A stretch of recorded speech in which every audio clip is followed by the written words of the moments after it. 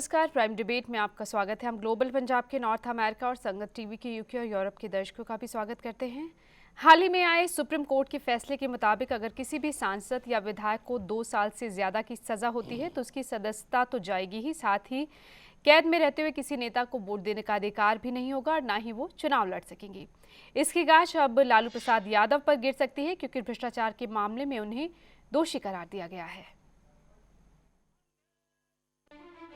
बिहार के चारा घोटाले से जुड़े एक मामले में सीबीआई अदालत ने पूर्व मुख्यमंत्री और राष्ट्रीय जनता दल के प्रमुख लालू प्रसाद यादव को दोषी ठहराया है। बीजेपी ने जहां इस फैसले का स्वागत किया, वहीं जनता दल यूनाइटेड के नेता साबिर अली ने कहा है कि इस फैसले के बाद लोगों की न्यायपालिका पर आस्था बढ़ेगी। मैं समझता हूं कि देश में कम से कम एक मैसेज आएगा कि पहले जो लोग कहा जाता था कि बड़े लोगों के खिलाफ, राजनीतिक लोगों के खिलाफ फैसले नहीं आते, देरी होती है, कम से कम ये कहना बंद होगा। मैं समझता हूं कि देश की राजनीति में एक नई आयाम खुलेगी, एक रास्ता खुलेगा और जो भी कोई राजनीति में जो सत्ते में बड़े पद पे आ जाता है और उसका दुरुपयोग करता है, इससे अब घबराहट पैदा होगी और मैं समझता हूं इसके लिए इससे देश का फायदा होगा। ये फैसला आ गया है, न्याय मिल गया है और जो बिहार के खजाने की लूट हुई थी, उस लूट की छूट जो दी गई थी उस पर ये कोर्ट ने संज्ञान लेते हुए जो निर्णय किया है, ये स्वागत योग्य है। लालू प्रसाद यादव तो जेल में बंद है, लेकिन उनके बेटे तेजस्वी समेत तमाम आरजेडी के नेता साजिश का आरोप लगा रहे हैं और ऊपरी अदालत में जाने की बात कह रहे हैं। पूरे मामले में कांग्रेस के नेता नपातुल्ला बयान दे रहे हैं, लेकिन कांग्रेस महासचिव दिग्विजय सिंह भी इसे साजिश करार दे रही हैं। मुझे इस बात का दुख है कि लालू प्रसाद यादव जी को सज़ा सुनाई गई है।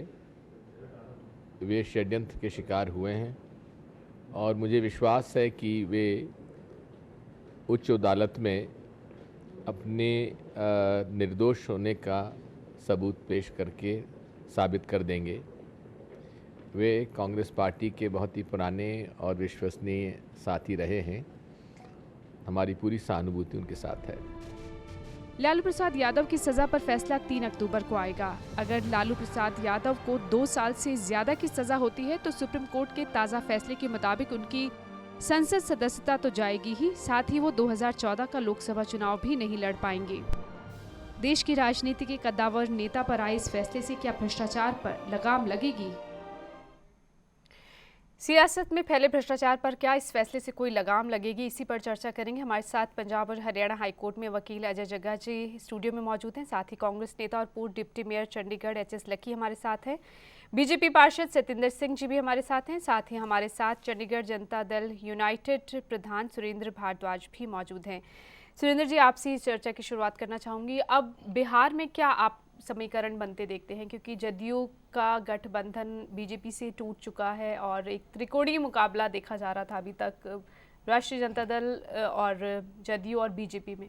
अब क्या लगता है? हम इस चीज़ को ये मान के चल रहे हैं कि जो ये फैसला आया है कोर्ट का, सबसे पहले ये तो बहुत स्वागत योग्य फैसला है और इस देश की जनता में एक ऐसा मैसेज गया है कि जो भ्रष्टाचार इस मुल्क में गंदगी की तरह फैल चुका था, उस पर थोड़ा सा अंकुश लगने की बात है।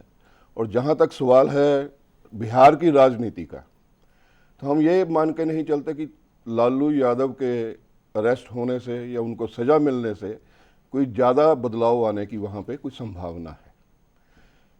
लालू यादव को बिहार की जनता ने इन्हीं स्कैम्स के चलते, इसी चारा घोटाले के चलते 8 साल पहले नकार दिया था और आगे आने वाले भविष्य में भी हम ये मान के चलते हैं कि इससे कोई ज़्यादा अंतर नहीं आने वाला, बल्कि जो राजनीति का भ्रष्टाचार इन लोगों की वजह से फैला हुआ था, उसमें हम ये मान के चल रहे हैं कि वो उस पर थोड़ा सा अंकुश लगने की अब संभावना है और लोगों की उम्मीद जगी है कि राजनीति में थोड़ी बहुत सफाई होनी शुरू हो चुकी है। काफ़ी सारे मामले आए हैं। लकी जी, कांग्रेस के कोई समर्थन दे रहे थे, राष्ट्रीय जनता दल लालू प्रसाद यादव को कांग्रेस को समर्थन था।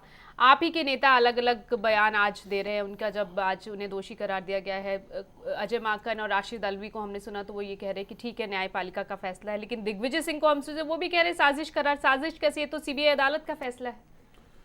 देखिए, मैं ये समझता हूँ कि कानून ने अपना काम किया है कानून की प्रक्रिया के तहत एक मुकदमा चला, उस मुकदमे में कानून का फैसला आया है और कानून के विभिन्न स्टेजेस होती हैं। निचली अदालत से आज उनको दोषी करार दिया गया है। मेरे ख्याल से उनके पास ऑप्शंस है अभी हाई कोर्ट जाने की और जाने की, मगर मैं इसका मतलब ये नहीं कह रहा कि अदालत ने जो भी निर्णय लिया है सोच विचार के लिया है और एक ट्रायल हुआ जिसमें सभी को मौका मिला अपनी बात रखने का।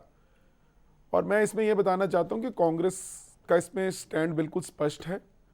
कांग्रेस न्यायपालिका के किसी भी फैसले को चुनौती नहीं देती। जो भी न्यायपालिका फैसला देती है कांग्रेस उस फैसले के साथ है। आप भी बिल्कुल नपातुल्ला बयान दे रहे हैं। सतेंद्र जी, बीजेपी किस तरह से ले रही है इस फैसले को? हम तो इस फैसले का पूरा स्वागत कर रहे हैं और ये भी मान रहे हैं भी एक भ्रष्टाचार को रोक लगनी चाहिए। देश में जिस हिसाब से भ्रष्टाचार फैला हुआ है, अगर इसको रोक नहीं लगी तो ये हमें पूरी तरह खा जाएगा।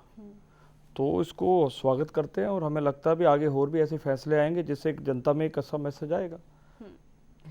अजय जी, अब क्या लगता है 3 से 7 साल की कहा जा रहा है जो धाराएं लगी हैं, 3 से 7 साल की सज़ा हो सकती है।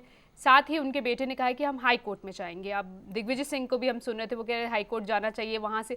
मतलब 17 साल बाद तो आज ये फैसला आया, अब आगे और अब कितना खिंच सकता है और क्या हो सकता है?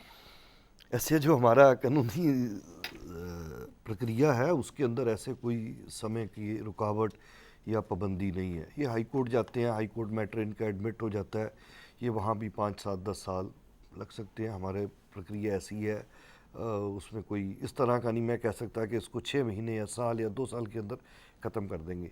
लेकिन जो सबसे इसमें महत्वपूर्ण बात है देखने वाली वो ये है कि इससे जो देश के अंदर भ्रष्टाचार के खिलाफ लोगों में एक माहौल पैदा हुआ था, उनको शायद उसमें एक सूर्य की किरण नज़र आती है कि ये जो प्रिवेंशन ऑफ करप्शन एक्ट है जिसका मेजर सेक्शन 13(1)(b) के अंदर उनको चार्ज किया गया है, उनको लगता है कि अब कानून के पास ऐसी सिचुएशन है कि वो पॉलिटिशियन हो, कैपिटलिस्ट हो, कोई भी हो, जितने मर्जी बड़ा से बड़ा हो, वो कानून के शिकंजे से या कानून से बड़ा नहीं है। दूसरी बात, ये जब से ये भ्रष्टाचार के फैसले आए हैं तो लोगों को शायद ये लगने लग गया था कि कानून अपना कोई काम नहीं कर सकता। लेकिन पिछले 2-3 साल के अंदर आपने देखा होगा जो कानूनी प्रक्रिया है, जो कोर्ट है, उसने अपना काम पूरी अच्छी तरह से किया है। मैं समझता हूँ ये हमारा नहीं, ये देश के सभी लोग इस तरह के फैसले का स्वागत करेंगे। हालांकि जो इस फैसले की आगे इम्पोर्टेंस है वो ये है कि क्या जो ये आरजेडी चीफ हैं ये दोबारा चुनाव लड़ पाएंगे या नहीं लड़ पाएंगे। यही इस वक्त जो सुप्रीम कोर्ट का फैसला आया है दागी नेताओं पर, उसके तहत अब क्या हो सकता है? सदस्यता तो जाएगी ही अगर 2 साल से ज्यादा की सजा होती है। यस, सदस्यता जाएगी। जो ये lily Thomas versus union of India का केस था जिसमें ये फैसला आया है, उसमें दो न्यायाधीश की खंडपीठ थी, उसने बिल्कुल ये साफ कर दिया कि जो सेक्शन धारा 8(4) है रिप्रेजेंटेशन ऑफ पीपल एक्ट की, उसके अंदर पार्लियामेंट जो है ना तो उसको बदल सकती है, और वो जो धारा 8(4) थी जिसके अंदर एक प्रोटेक्शन मिली हुई थी सभी पॉलिटिशियंस को कि अगर वो 90 दिन के अंदर अपील फाइल कर सकते हैं तो वो अपनी सीट रिटेन कर सकते हैं। लेकिन जो भारत का संविधान है उसमें आर्टिकल 101, 102, 191 उसमें ऐसा दिया हुआ है कि अगर आम आदमी डिस्क्वालीफाइड है चुनाव लड़ने के लिए तो उन्होंने कहा कि जो एक इलेक्टेड रिप्रेजेंटेटिव है उसको और आम आदमी को संविधान के अंदर अलग नहीं किया जा सकता। उनमें फर्क क्यों है? हाँ, फर्क क्यों है? वही फर्क खत्म कर दिया गया। फर्क खत्म कर दिया। उसके बाद इन्होंने कांग्रेस गवर्नमेंट ने बिल्कुल, कांग्रेस ने लकी जी एक अध्यादेश जो लाया जा रहा था, जो कि अब राहुल गांधी ने खुद ही कहा कि फाड़ के फेंक देना चाहिए और बकवास है, ये आरोप लग रहे थे कि कांग्रेस जो है वो इसीलिए इतनी जल्दबाजी में अध्यादेश लेकर आई थी कि क्योंकि लालू प्रसाद यादव पर फैसला आना था। देखिए, हर बात का इस देश के अंदर जो भी कोई अच्छी चीज होती है उसके लिए श्रेय ऑपोजिशन लेती है कि हम कर रहे हैं। कोई भी बुरी चीज होती है वो सरकार पर या कांग्रेस पार्टी पे डाल दी जाती है।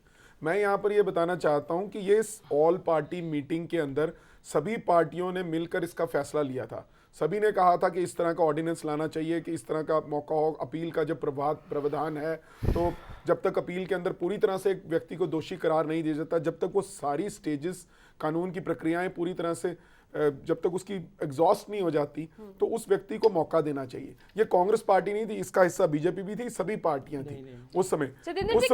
ये बार बार कहा जा रहा है कि बीजेपी भी थी सर्वदलीय बैठक में, तो वहां तो उनका कुछ स्टैंड और था, बाहर आके कुछ और स्टैंड रहा। राष्ट्रपति से कौन मिला था? ये बाद में आपने राष्ट्रपति सोचा कि के आप- सारे वो तो हमारे बीजेपी नेता ने लोग बाद सारे में मिले U-turn ले लिया। हैं। तो उसी के बाद जब राष्ट्रपति के मिलने के बाद ये यू टर्न आया यहाँ पे, कांग्रेस ने एकदम राहुल जी आते हैं और अपनी नई बात बोलते हैं। वो तो पूरा का पूरा इनको लगा भी कुछ गड़बड़ ना हो जाए, प्रणब मुखर्जी उल्टा सीधा ना कर दें, तो इसके कारण सारा यू टर्न होता, ड्रामा होता है। बाकी तो सारा मामला तो चले गया था ऊपर तक। हाँ, चलिए अब तो 3 अक्टूबर का इंतजार है जब फैसला आना है। सुरेंद्र जी, क्या लगता है ये जो अब ताज़ा मामले आए हैं, जैसे पूर्व मुख्यमंत्री ओम प्रकाश चौटाला हरियाणा के रह चुके हैं, वो उनको भी सज़ा हो चुकी है, जेल में हैं। 2 पूर्व मुख्यमंत्रियों को आज दोषी करार दिया गया है, 3 को अब लालू प्रसाद यादव पर सज़ा आनी है। लगता है आप सभी यहाँ नेता हैं, लगता है एक डर होगा कि भ्रष्टाचार नहीं करना है। मैं एक बात कहना चाहता हूँ, पिछले 3 दशक से इस मुल्क में भ्रष्टाचार का जो आयाम थे, भ्रष्टाचार 0 से लेके 1000 दर्जे तक पहुंचा है। और जितने भ्रष्ट नेता थे, जितने भ्रष्ट राजनीतिक थे, उन्होंने कानून को अपनी अपनी प्रॉपर्टी मान लिया था कि हम भ्रष्टाचार करते रहेंगे और हम पे कोई अंकुश लगने वाला नहीं। चलता रहा, क्योंकि आज तक कभी भी कोई कन्विक्शन, कोई भी सजा नहीं हुई थी किसी भी पॉलिटिशियन को जिन्होंने भी भ्रष्टाचार और बीजेपी के बंगारू लक्ष्मण और सुखराम इतना उदाहरण है जिन्हें सजा हो चुकी है। एक दूसरे को देखते ये चीज बढ़ती रही और ये एक सिर्फ लालच था कि राज सत्ता को कैसे हासिल किया जाए, भ्रष्टाचार के थ्रू पैसा कमाया जाए और लोगों की वोटों को खरीद के हम राजगद्दी पे बैठे और अपनी राजनीति चलाते रहें। इस चीज से थोड़ा सा ये फर्क, हम ये नहीं मानते कि इसका एकदम इतना असर हो जाएगा। हम ये मान के चलते हैं कि एक आशा की किरण जगी है। अगर हमारा कानून इसी तरीके से जागरूकता से ये फैसले लेता रहा, मैं एक बात और भी कहना चाहता हूँ जी, थोड़ा सा बदलाव की जरूरत है कानून का। जैसे जग्गा साहब भी कह रहे थे कि टाइम पीरियड, हम कहते हैं ये चीजें टाइम बाउंड होनी चाहिए। आज एक राजनीति को 20 साल के बाद एक सजा दे रहे हैं, तकरीबन और 17 साल। 20 साल में उतने तकरीबन मैं ये और वही चीज कि लोगों को शेयर मिलती रही कि आप कुछ भी करें बच जाएंगे, लेकिन अब जो फैसला आया है 20 साल आपने राज किया और उस राज में कितना भ्रष्टाचार और उसको फैलाया आपने, कितना बढ़ाया। उससे हुआ क्या कि कुछ संस्थाओं ने, कुछ ऐसे लोगों ने राजनीति को ऐसी नजर से लोगों ने देखना शुरू कर दिया, जिसको कोई नेता बोलता था वो कहता है, गाली का नाम उसको लेके चलते कि ये भ्रष्ट आदमी जा रहा है। और जो लोग ईमानदारी के साथ लोगों के साथ काम करना चाहते थे, उनकी भलाई के लिए काम करना चाहते थे, वो लोग भी अपने आप को एक महसूस करते थे हमें भी कहीं ना कहीं, हम भी कहीं दोषी हैं किसी चीज के लिए। परंतु इस चीज से हम ये चीज मान के चलते, मेरा कहना यह है, मतलब राजनेताओं को लेकर जो मानसिकता है, लगता है अब बदलेगी, बदलनी चाहिए। जी अजय, हम इससे पहले यही चर्चा कर रहे थे कि एक आम आदमी जो है वो राजनीति में जाने से डरता है कि कहीं भ्रष्टाचार के दलदल में ना फंस जाए, और अगर सेवा भावना है तो भी उसे डर लगता है कि शायद मैं जा ही नहीं सकता हूँ, कर ही नहीं पाऊंगा, क्योंकि ना तो इतना पैसा है एक आम आदमी के पास कि राजनीति में जाया जा सके। लेकिन अब जो जिस तरह से ये फैसले आ रहे हैं भ्रष्टाचार पर लगाम लगाने वाले, लगता है कि कुछ लोगों में सोच बदलेगी और जो राजनेता हैं उनमें भी थोड़ा डर पैदा होगा। बिल्कुल, इस तरह के फैसले आएंगे तो डर भी पैदा होगा, सुधार भी होगा, लोग भी खुश होंगे, देश में भी बदलाव आने की संभावना है। अगर ये हम कानूनी प्रक्रिया में ये चीज़ निकाल रहे हैं, क्योंकि ये जो फैसला है ये फॉर्डर स्कैम ये सन 96 में आया था, फिर 97 में आकर इसमें FIR के बाद हाई कोर्ट गया मैटर, फिर सुप्रीम कोर्ट ने स्टैंप लगाई, फिर जजेस की सुपरविजन में रहा, फिर 2011 में फिर जो RJD के ये चीफ है लालू यादव, इन्होंने कोशिश की कि जो केस है उसको उस कोर्ट से ट्रांसफ़र करा दिया जाए बायस के एलिगेशन से। तो ये प्रोसेस चलता रहा, लेकिन आज जब 2013 के अंदर ये फैसला आया है, चाहे ये इसको लग गए 15-20 साल लग गए, लेकिन आज भी देश के अंदर इस फैसले से कहीं ना कहीं कोई मूवमेंट है, लोग फील कर रहे हैं, आप जैसे लोग चैनल पे इसको डिस्कशन में ला रहे हैं। इसका मतलब ये है कि ये जो चीज़ें हैं ये सकारात्मक स्थिति की तरफ जाती नज़र आ रही हैं और एक पॉजिटिव एटीट्यूड सर्टनली आएगा, 101% है। अगर ये इन चीज़ों का असर नहीं पड़ना होता तो ये जो ऑर्डिनेंस लाए या स्टैंडिंग कमेटी के पास पड़ा है या प्रेसिडेंट ने उसके ऊपर जो भी कार्रवाई की, या राहुल गांधी जी ने कहा कि जी इसको वापस लाना चाहिए देश में, उनको लगा कि माहौल एक बदल रहा है तो उन्होंने अपनी तरफ से अपना व्यू पॉइंट दिया। लेकिन ये इस चीज़ों से अगर कभी ना पैदा होती हो तो इस चीज़ों को बॉदर क्यों करें। तो इसलिए मैं समझता हूँ it's a very good decision. इसका जो असर होना चाहिए वो पूरा हो रहा है, ऑर्डिनेंस मूव हो रहा है, ऑर्डिनेंस विड्रॉ हो रहा है, यू नो टॉप लीडरशिप इसमें इन्वॉल्व हो रही है, इंटरनेशनल लेवल पे डिस्कशन हो रही है, वो राहुल 2:45 बजे क्यों आए, ऑर्डिनेंस वापस आएगा। So this has created an atmosphere, जो भी हो, जो जा रहा है वो सही दिशा में जाता दिखाई दे रहा है। सतेंद्र जी, कांग्रेस हो, बीजेपी हो, कोई भी पार्टी हो, सभी के ऊपर, नेताओं के ऊपर भ्रष्टाचार के आरोप लगते ही रहते हैं। अब लगता है कि जिम्मेदारी बनती है पार्टी लीडर्स की भी कि अपने जो भ्रष्टाचार के आरोप लग रहे हैं जिन नेताओं पर, उन्हें हटाया जाए और एक साफ छवि वाले नेता लाए जाएं। एक प्रोसेस है, उसमें साफ छवि वाले लोग आते हैं, ऐसी कोई बात नहीं। और पार्टियों में बहुत ज़्यादा साफ छवि वाले लोग हैं और हमने तो देखे हैं, हमने तो करीब से देखे हैं भी जिनकी छवि बहुत साफ है और अच्छे लोग भी आ रहे हैं। राइट टू रिजेक्ट का भी अब मुझे लगता है ध्यान रखना पड़ेगा। उसका भी स्वागत करते हैं हम, राइट टू रिजेक्ट का भी स्वागत करते हैं। और हम तो ये यहाँ तक कहते हैं भी जो वोटिंग वो भी मैंडेटरी हो जाए ताकि सब लोग वोट करें। हम तो उससे एक कदम आगे चल रहे हैं ताकि इस देश में पूरा लोकतंत्र मजबूत हो और हर तरह के अच्छी चीज़ें लोगों को देखने को मिले। लेकिन जी, यूपीए सरकार इस बार भ्रष्टाचार के आरोप बहुत लग रहे हैं, लग नहीं रहा कि अब कांग्रेस की जो स्थिति है वहाँ भी सोचने की ज़रूरत है? नहीं, ये बिल्कुल मैं समझता हूँ कि एक माहौल जो है ऑपोजिशन पार्टीज़ के द्वारा बनाया गया है कि बड़ा भ्रष्टाचार हो रहा है, जबकि मैटर ऑफ द फैक्ट ये है, असलियत ये है कि जो भी अगर किसी व्यक्ति के ऊपर भ्रष्टाचार के आरोप लगे या कोई व्यक्ति भ्रष्टाचार में संलिप्त पाया गया, सरकार ने उसको सलाखों के पीछे पहुंचाया है। आप किसी का भी मसला लीजिए, आप सुरेश कलमाडी जी को ले लीजिए और कोई भी ले लीजिए, आप करुणानिधि जी की बेटी जी उनको ले लीजिए, कानी मोई जी को, किसी को भी ले लीजिए, किसी पर भी अगर कोई, ए राजा को ले लीजिए, सारे आपके गठबंधन के सहयोगी थे। एक मिनट मुझे भारद्वाज साहब अपनी बात पूरी कर देनी चाहिए। जिस पर भी आरोप लगे, और आज लालू यादव पर भी ये फैसला आया है, इससे आप एक बात तो मानेंगे कि सीबीआई के ऊपर सरकार ने कोई प्रभाव नहीं रखा, जुडिशरी के साथ ऐसा कोई प्रभाव नहीं किसी तरह का कि कोई उनके फैसले को किसी तरह से बदलने की कोशिश किया या कोई उन पे प्रभाव डालने की कोशिश। फिर क्यों कह रहे हैं कि षड्यंत्र है?